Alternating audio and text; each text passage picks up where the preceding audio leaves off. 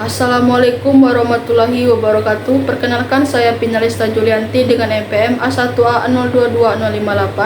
Di sini saya akan menjelaskan tentang kepemimpinan sekolah efektif. Baiklah, kita langsung saja masuk ke materi yang pertama.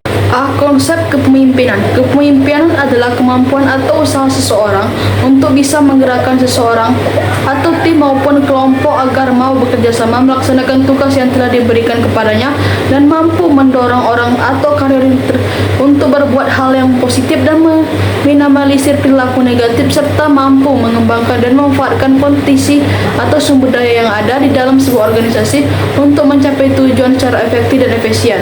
B. Faktor yang mempengaruhi perilaku kepemimpinan. Menurut Asmentri tahun 2012, perilaku seorang pemimpin dalam melaksanakan tugas dipengaruhi oleh beberapa faktor yang dikelompokkan sebagai berikut. 1. Faktor internal merupakan faktor yang berasal dari dalam diri pemimpin itu sendiri, misalnya pengertiannya tentang kepemimpinan, nilai atau hal dalam kepemimpinan, cara orang menduduki pangkat kepemimpinannya, pengalaman dalam kepemimpinan, dan pandangan seorang tentang manusia. 2. Faktor yang berasal dari kelompok yang dipimpin, keadaan kelompok seperti kematangan, kekompakan, latar belakang pendidikan, pengalaman, latar belakang sosial budaya.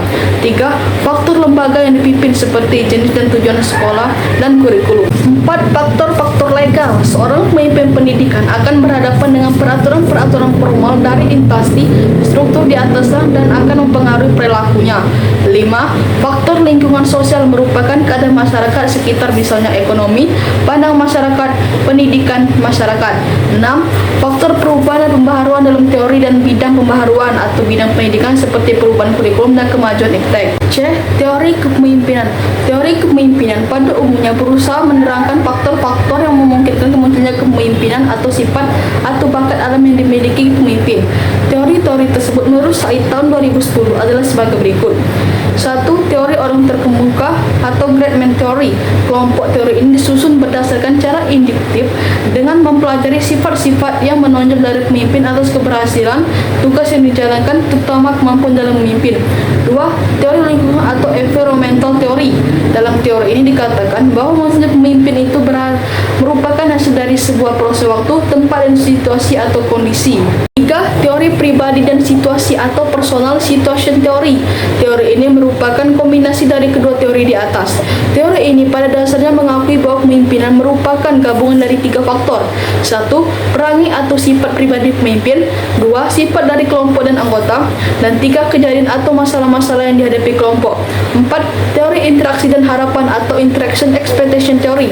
Teori ini lebih menitikberatkan pada dinamika interaksi antara pemimpin dan rakyat, dan melalui interaksi ini dapat dijaring harapan-harapan dan keinginan dari masyarakat.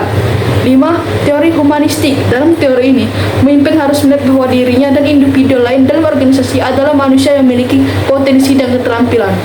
D. Syarat dan prinsip kepemimpinan pendidikan. Asmentri tahun 2012 mengungkapkan syarat dan proses seorang pemimpin pendidikan adalah sebagai berikut. 1.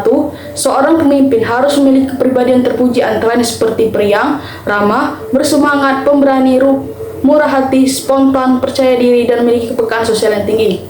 2. Paham dan menguasai tujuan hendak dicapai dan mampu mengkomunikasikan kepada bawahan dan stakeholder. 3. Memiliki wawasan luas di bidang tugasnya dan bidang-bidang lain yang relevan. 4. Berpegangan pada prinsip-prinsip umum kependidikan yang meliputi seperti konstruksi, kooperatif, kreatif, partisipatif, dan pendelegasian yang baik, profesional, memahami dan menerapkan prinsip kepemimpinan Pancasila dikembangkan Ki Hajar Dewantara. Fungsi kepemimpinan. Menurut Kurniadin dan Maceli, secara operasional, fungsi kepemimpinan dapat dibedakan dalam 5 fungsi pokok, yaitu 1. Fungsi instruksi. Fungsi ini bersifat komunikasi satu arah. 2. Fungsi konsultasi. Fungsi ini bersifat komunikasi dua arah. Konsultasi itu dimaksudkan untuk memperoleh maksud berupa umpan balik.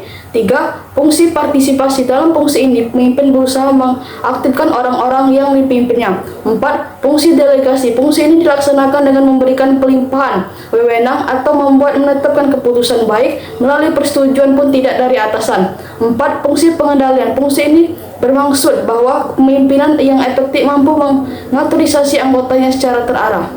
Kepemimpinan kepala sekolah yang efektif. Menurut Martin tahun 1998, ada 7 indikator kepemimpinan kepala sekolah yang efektif, yaitu 1. Memiliki visi yang kuat terhadap masa depan sekolahnya dan mampu mendorong semua warga sekolah untuk mewujudkan tujuan sekolah. 2. Memiliki harapan tinggi terhadap peserta didik dan kinerja seluruh warga sekolah. 3. Senantiasa memprogramkan dan menyempatkan diri untuk mengadakan pengamatan terhadap berbagai aktivitas guru dan pembelajaran di kelas. 4. Mendorong memanfaatkan waktu secara efisien dan merancang prosedur untuk minimalisasi stres dan konflik negatif. 5. Mendayagunakan berbagai sumber belajar dan melibatkan seluruh warga sekolah secara kreatif, produktif, dan akuntabel. 6. Memantau kemajuan peserta didik secara individual maupun kelompok serta memanfaatkan informasi untuk mengarahkan perencanaan pembelajaran. Dan 7. Melakukan evaluasi perbaikan secara berkesinambungan. G. Kunci sukses kepemimpinan. Menurut Mulyasa tahun 2013 ada 10 kunci sukses kepemimpinan kepala sekolah, yaitu mencakup 1. Visi dan misi yang utuh. 2. Tanggung jawab. 3. Keteladanan. 4. Memperdayakan staf. 5. Mendengarkan orang lain. 6. Memberikan layanan prima. 7. Mengembangkan orang. 8. Memperdayakan sekolah. 9. Fokus pada peserta didik. Dan 10. Manajemen yang mengutamakan praktik. Gaya kepemimpinan. Menurut Asmendri tahun 2012 ada 4 gaya kepemimpinan, yaitu sebagai berikut. 1. Tipe otoriter. Merupakan pemimpin membuat keputusan sendiri karena kekuasaan terpusat dalam diri satu orang yang memiliki tanggung jawab dan wewenang penuh. 2. Demokratis. Merupakan pemimpin yang berkonsultasi dengan kelompok mengenai masalah yang menarik perhatian mereka, serta mereka dapat menyumbangkan sesuatu. 3. Kendali bebas. Merupakan pemimpin memberikan kuasa pada bawahan, kelompok dapat mengembangkan secara sendiri dan memecahkan masalah sendiri, pengarahan tidak ada atau hanya sedikit. 4. Tipe pseudo-demokratis. Tipe ini disebut juga tipe demokratis semu. Seorang pemimpin yang punya tipe ini hanya nampaknya saja yang demokrasi, padahal sebenarnya tindakannya bersifat otoriter atau absolut. RC dan Brancard mengatakan bahwa gaya kepemimpinan yang paling efektif adalah pemimpinan yang disesuaikan dengan tingkat kedewasaan atau kematangan atau maturity bawahan. Mungkin itu saja yang dapat saya sampaikan. Semoga video ini bermanfaat bagi kita semua. Terima kasih. Wassalamualaikum warahmatullahi wabarakatuh.